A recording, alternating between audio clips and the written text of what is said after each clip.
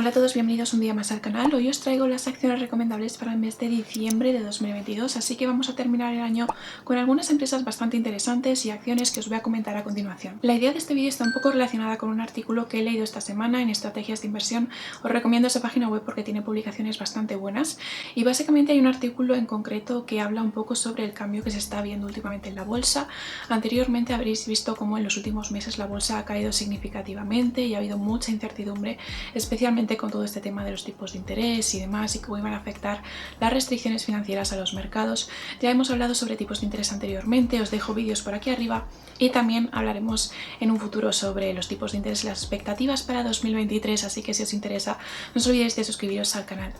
Aún así, como os digo, en este artículo pues tratar un poco esa variación que está habiendo últimamente en el mercado y cómo se espera quizá que aunque vaya a haber todavía más aumentos de los tipos de interés, pues que se espera un poco, no hay expectativas de que estos tipos de interés aumenten, pero no de una forma tan brusca como se esperaba en un inicio. Esta visión o estas nuevas expectativas, digamos quizá un poco más positivas o un poco más tranquilizadoras, han hecho que la bolsa en algunos segmentos o nichos del mercado vaya reaccionando proporcionando distintos rebotes para algunas empresas que están creciendo de nuevo. Así que me parecía interesante comentar en este vídeo algunas de esas empresas que cayeron, ¿no?, en este 2022, que han estado con una tendencia más bajista y que por lo tanto tienen unas oportunidades actualmente de compra bastante buenas, tienen unos precios más asequibles y son míticas empresas que la gente tiene en su wishlist, en su lista de deseos de aquellas acciones que quiere comprar y añadir a sus carteras. Son empresas que se espera que en los próximos meses experimenten poco a poco un rebote y un aumento progresivo en los próximos años, por lo que puede que esta situación actual de precios más bajos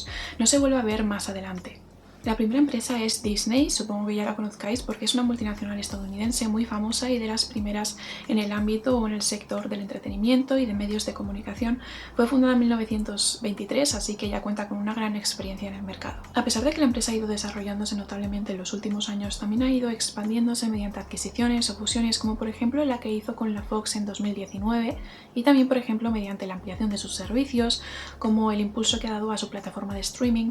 Disney Plus para hacer competencia un poco a otras empresas como Netflix o HBO. Pero además hay novedades respecto a Disney que hace que la acción sea un poco más atractiva para los próximos meses. Una de las cosas a tener en cuenta es que Disney compró hace tiempo gran parte de las acciones de Hulu, que es otra plataforma de streaming, para seguir ampliando su cuota de mercado y posicionarse en ese segmento, en ese nicho del mercado.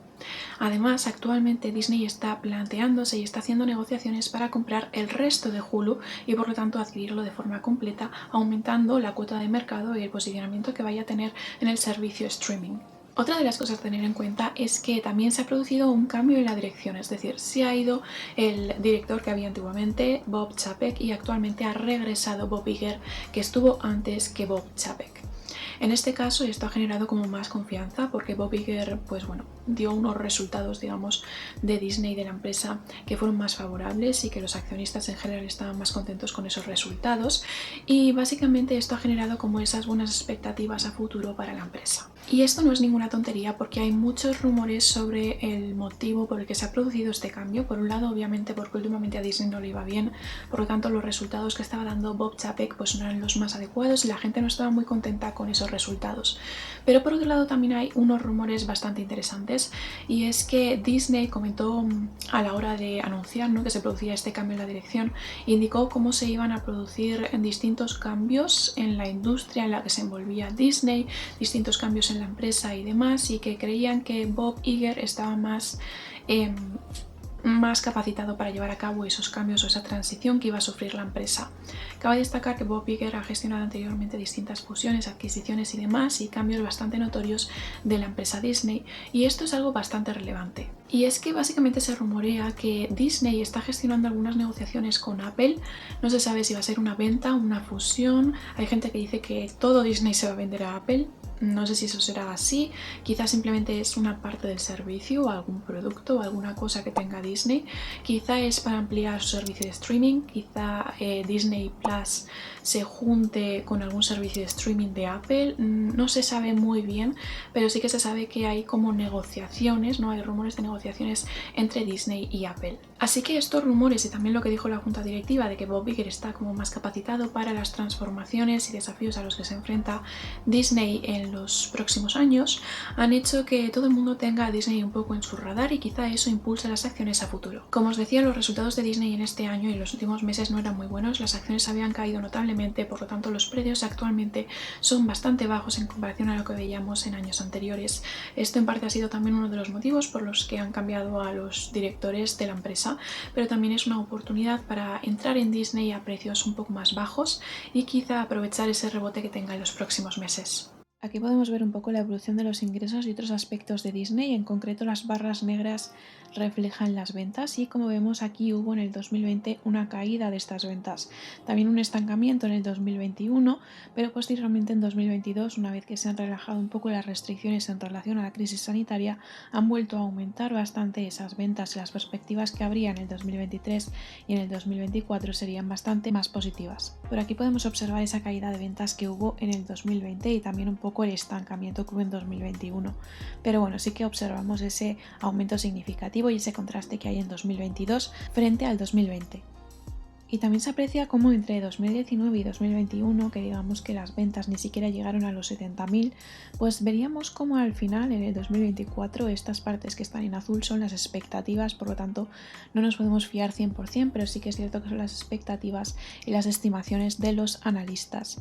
Por lo tanto, se esperaría que las ventas realmente aumentasen notablemente respecto a estos 3 años, 2019, 2020 y 2021, donde las ventas han estado pues situadas en ese rango que no llegaba ni siquiera a los 70.000. A pesar de la mejora en las ventas, sí que observamos como en 2022 todavía no se alcanzaría, digamos, el EBITDA o el EBIT que había antes de la crisis de 2020, es decir, de los valores de 2019, pero sí observamos cómo paulatinamente se produce una mejora y se va produciendo una aproximación a esos valores previos a la crisis. Asimismo, también podemos ver cómo se va produciendo una aproximación a la situación pre-crisis en cuanto a los dividendos. Aquí observamos cómo se repartían dividendos, pero sin embargo en la crisis de 2020 se produjo una disminución, una corrección debido pues, a la situación de inestabilidad por la que pasaba la empresa. Ya podemos ver pues, esa caída de las ventas y además también obviamente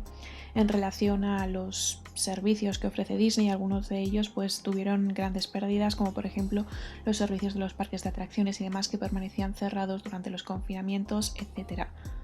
Todo eso obviamente produjo importantes pérdidas para la compañía y obviamente tuvieron que hacer una corrección en cuanto a dividendos. Esto quizá no es lo más atractivo para los accionistas, pero sí que es cierto que demuestra pues cierta responsabilidad por parte de la empresa, porque realmente si la empresa está en una situación de incertidumbre o de inestabilidad, pues sí que tiene que hacer lo que tiene que hacer, es decir, una corrección en los dividendos, y si en ese momento tiene que restringirlos en cierta forma, pues es algo que se tiene que hacer y al menos refleja responsabilidad por parte de la empresa, a pesar de que los accionistas puedan no estar tan contentos. En los años siguientes vemos un poco una parálisis de los dividendos. Esto también es algo que, por ejemplo, en Europa se fomentó bastante. El Banco Central Europeo aconsejó a determinadas empresas y demás, algunas entidades, frenar un poco el reparto de dividendos. O sea que es algo que también los bancos centrales, pues digamos que abogaban un poco por ello y lo aconsejaron durante la crisis de 2020 y muchas empresas lo llevaron a cabo. Obviamente esto era un consejo debido a la situación de incertidumbre, a la inestabilidad y demás,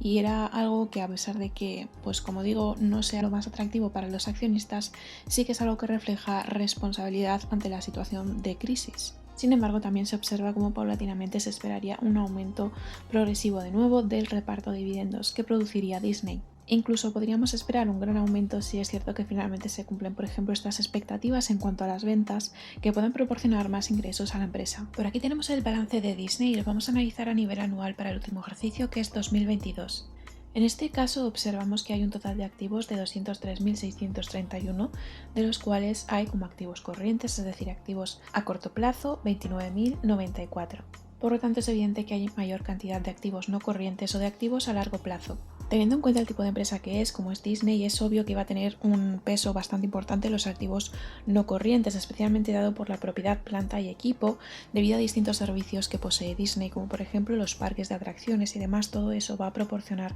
un peso importante en esta zona de aquí. Pero además también tiene un importante peso el fondo de comercio, que como decíamos en otras ocasiones, básicamente nos muestra una serie de elementos intangibles que proporcionan valor añadido a la empresa, así que tampoco es algo que tiene que pasar desapercibido porque realmente es algo bastante positivo, ya que en este fondo de comercio incluimos cosas como por ejemplo la fidelidad de los clientes o el prestigio que tiene la marca, y al final son cosas bastante importantes que proporcionan quizá una mayor estabilidad a la empresa.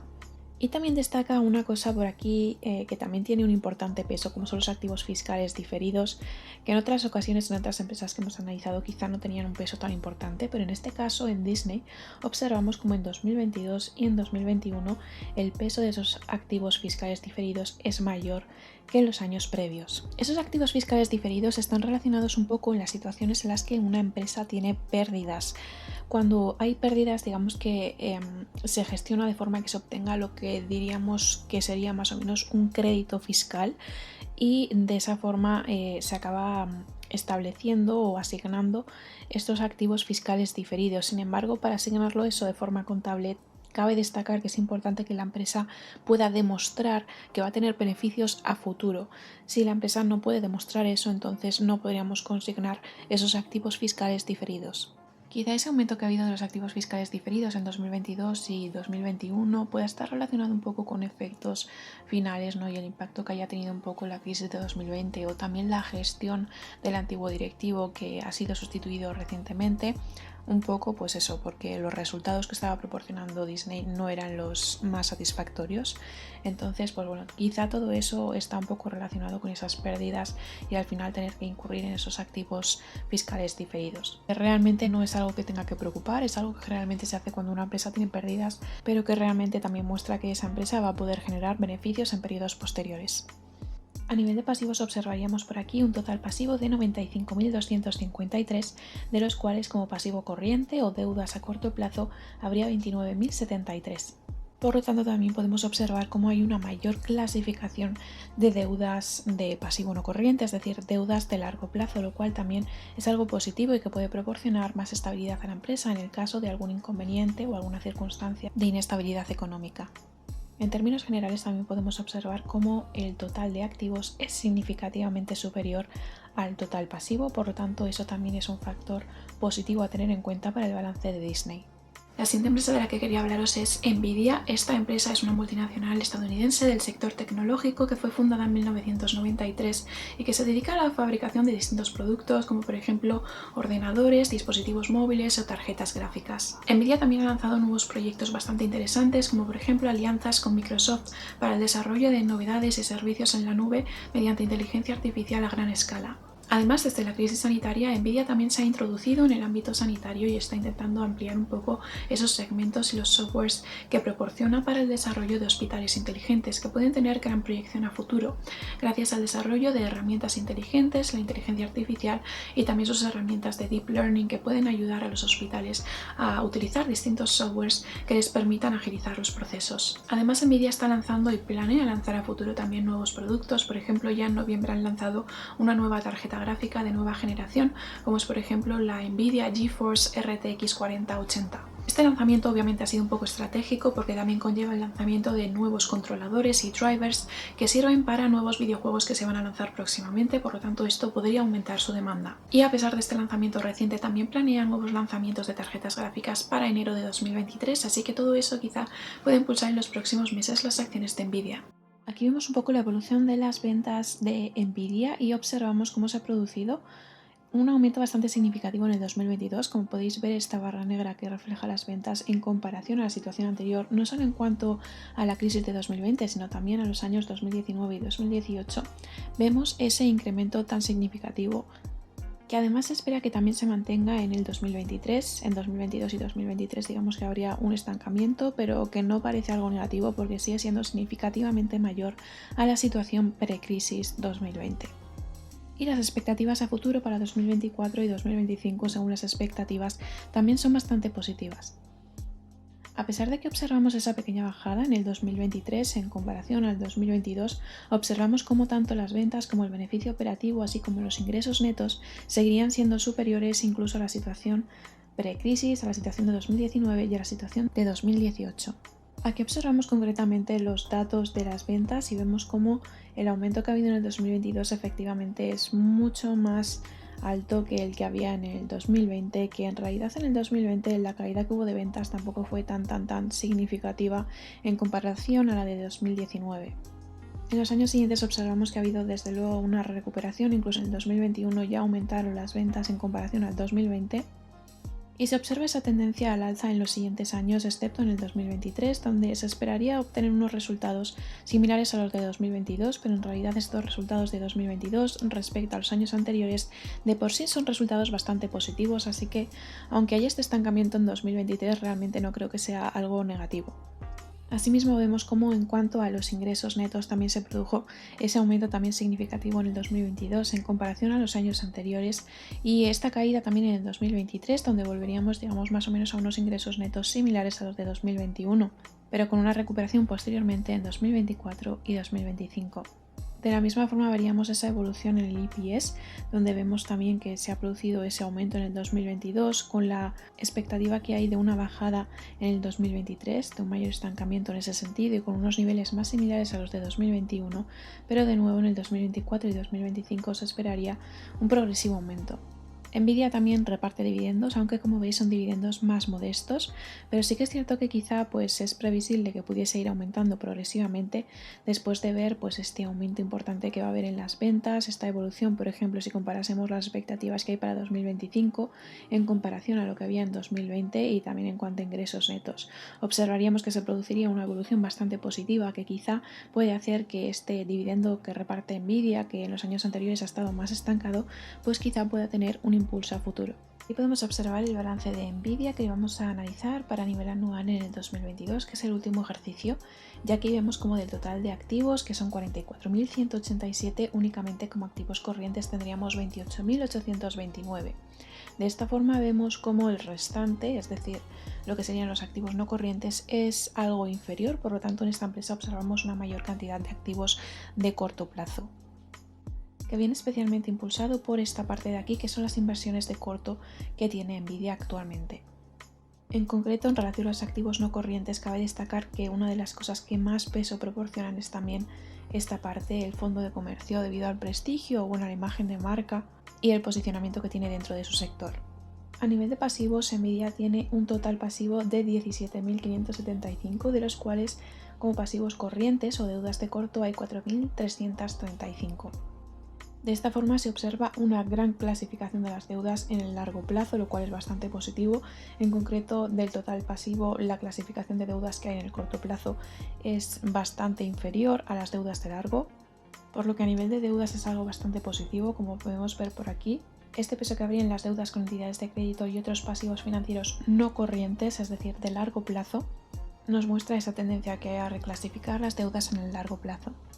A nivel general también es un balance bastante equilibrado, con un total pasivo significativamente inferior al total de activos, lo que nos puede proporcionar mayor tranquilidad respecto a la gestión que hay en esta empresa. La siguiente empresa de la que quería hablaros es Nike. Esta empresa es una multinacional estadounidense que fue fundada en 1964 y que se dedica a la fabricación y comercialización de distintos productos y equipamiento deportivo. Uno de los movimientos más interesantes que está haciendo Nike últimamente es, por ejemplo, el lanzamiento de una nueva plataforma que ha hecho en noviembre de 2022 que se llama Swoosh, y básicamente es una plataforma destinada a las creaciones virtuales de Nike, es decir, Nike se está introduciendo también un poco en lo que últimamente se ha vuelto bastante popular, como son los NFTs.